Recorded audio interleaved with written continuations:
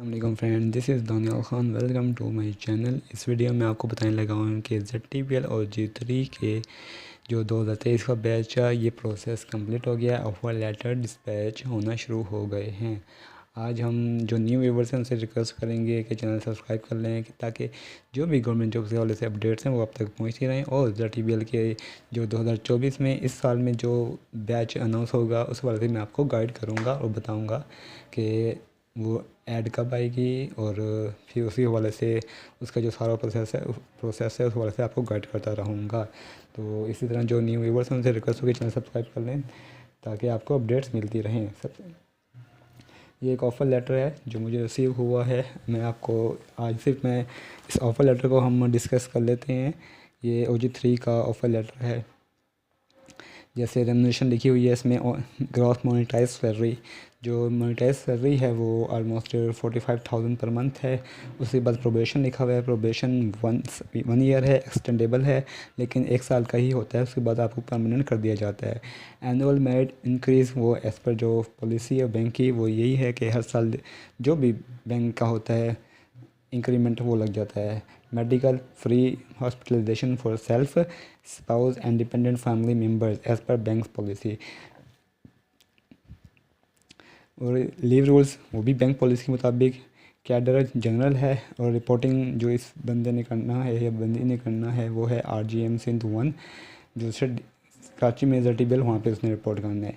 जो terms and condition है वो यही है कि your employment shall commence from the date of your joining followed by notification to the issued after completion of following cordial formalities. थोड़ा blur है लेकिन आपको रीडेबल हो जाएगा। तो एक तो जब आपको ये फ्लैट मिलेगा आपको साथ साथ ये कुछ चीज़ें कही जाएंगी लाने के लिए कि आपने at the time of joining वो लेके जानी है। आपकी ज्वाइनिंग उसी दिन आपकी जो एम्प्लॉयमेंट है वो उसी दिन से काउंट शुरू हो जाएगी जिस दिन आप उस एड्रेस पे जाके आप अपनी ज्वाइनिंग दे देंगे। आपने साथ अटेस्टेड कॉपीज़ ऑफ CNIC और 2 recent passport size photograph attested ये लेके जाने हैं। मेडिकल फिटनेस सर्टिफिकेट लेके जाने हैं जो किसी भी सेमी गवर्नमेंट या गवर्नमेंट हॉस्पिटल से आपको बनवा सकते हैं।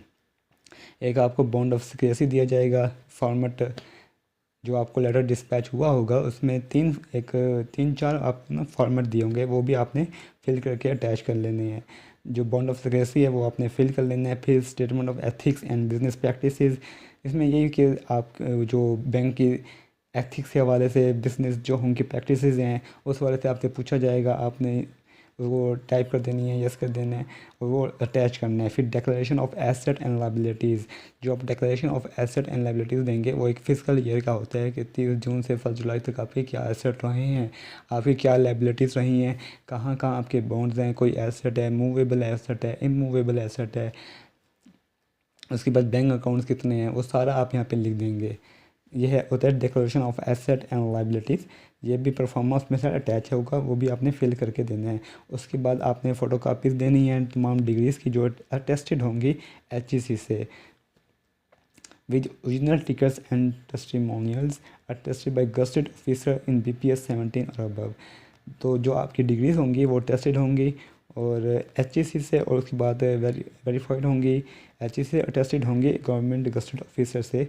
उसके बाद श्योरिटी बॉन्ड होगा जो आपने एक 100 रुपये का जो स्टाम्प पेपर होता है वो आपने साइन अटैच करवा लेना है किसी भी मजिस्ट्रेट से। उसके बाद करेक्टर सर्टिफिकेट आप बनवा लेंगे किसी भी गवर्नमेंट ऑफिसर से। अंडरटेकिंग सर्टिफिकेट लेंगे वो एक अटैच होगा। अंडरटेकिंग परफॉर्मा वो भी अटैच होगा, वो आपने फिल कर लेना है और डोमिसाइल की कॉपी भी अटैच कर लेनी है। और ये लिखा हुआ है कि आपकी जो सर्विसेज है वो ट्रांसफ़रेबल होती हैं और आपको कहीं भी पाकिस्तान में पोस्ट किया जा सकता है। In case at any stage the information document provided by you fake. और ये भी लिखा है कि अगर आपने किसी भी स्टेज पे हमें ये मालूम होता है कि आपने जो डॉक्यूमेंट्स प्रोवाइड किए हैं, इन्फॉर्मेशन हमें दी है वो फॉर्ज हैं या फेक हैं तो आपके खिलाफ डिसिप्लिनरी प्रोसीडिंग भी स्टार्ट हो सकती हैं और आपको सर्विस से डिसमिसल भी किया जा सकता है, टर्मिनेट भी किया जा सकता है। और जैसे ही आप इन टर्म्स और कंडीशन को एक्सेप्ट करते हैं आपको एक सेकंड कापी परमिट लेटर की दी जाए। सेकंड कापी जो होगी परमिट लेटर की वो आपने रिटर्न करनी है head recruitment and appointment unit को HRD ZTPL HO इस्लामाबाद इनको आपने रिटर्न करनी है। और फिर जैसे ही आप इस लेटर को एक्सेप्ट करते हैं, आपने ये जो नीचे एड्रेस दिया गया है सिंध का, हर किसी ने अपने अपने जो भी उसको दिया गया है रिपोर्टिंग एड्रेस, उसमें वहाँ एड्रेस करना है। और ये है आपका ऑफ़र लेटर। तो जिन लोगों को ऑफ़र लेटर मिल गए हैं उनको बहुत बहुत मुबारक हो कि आपकी जो सर्विस है वो एज ए MCO स्टार्ट हो गई है। जो आप पर स्टाफ रेगुलेशन लग रहा है वो 2005 है। Terms and condition under bank staff regulation 2005 as amended from time to time. OG3 है ये रोल। और जिन लोगों को मिल गए हैं उनको बहुत बहुत मुबारक। जिनको नहीं मिला वो दिल छोटा मत कीजिए, क्योंकि 2024 का बैच भी अनाउंस होने वाला है, उस हवाले से भी मैं आपको गाइड करूँगा। तो ये एक ऑफर लेटर का एक जो मुझे रिसीव हुआ है, मैंने वो आपको वो दिखा दी है कि जिनका जो भी एड्रेस है 15 डेज़ के अंदर अंदर आपने ये सारी चीज़ें मुकम्मल कर लेनी हैं। आपके CNSE और 2 recent passport size photograph, medical fitness certificate, bond of secrecy, statement of ethics and business practices, declaration of assets, और जो अंडरटेकिंग है, डोमिसाइल की कापी है, ये सारी चीज़ें आपने अरेंज कर लेनी है। और जो आपका गिवन एड्रेस है वहाँ आपने 15 दिन के अंदर अंदर रिपोर्ट करना है।